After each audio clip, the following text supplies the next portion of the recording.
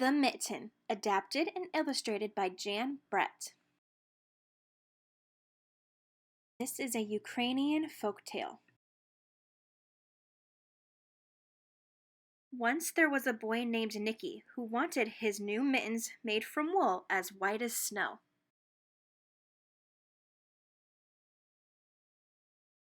At first, his grandmother, Baba, did not want to knit white mittens. "If you drop one in the snow," she warned, "you'll never find it." But Nicky wanted snow white mittens, and finally Baba made them.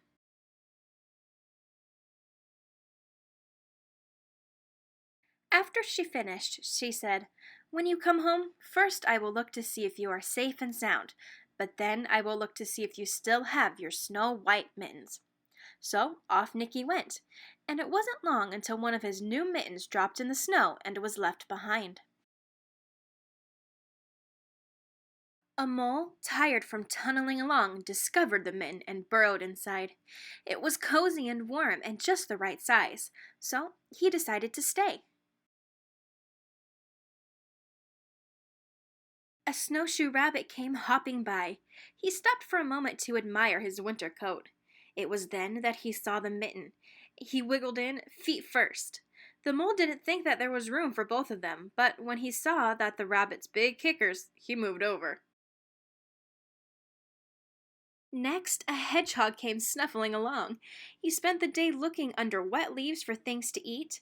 He decided to move into the mitten and warm himself.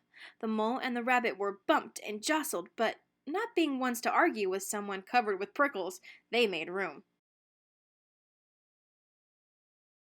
As soon as the hedgehog disappeared into the mitten, a big owl, attracted by the commotion, swooped down.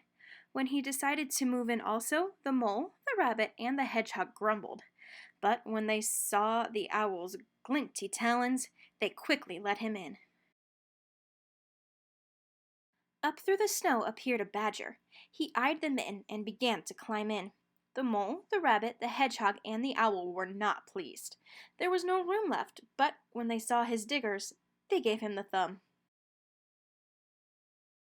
It started snowing, but the animals were snug inside the mitten.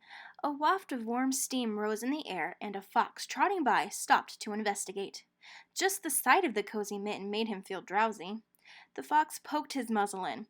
When the mole, the rabbit, the hedgehog, the owl, and the badger saw his shiny teeth, they gave the fox lots of room. A great bear lumbered by. He spied the mitten all plumped up, not being one to be left out in the cold. He began to nose his way in. The animals were packed as tightly as could be. But what animal would argue with a bear? The mitten swelled and stretched. It was pulled and bulged too many times its size, but Baba's good knitting held fast.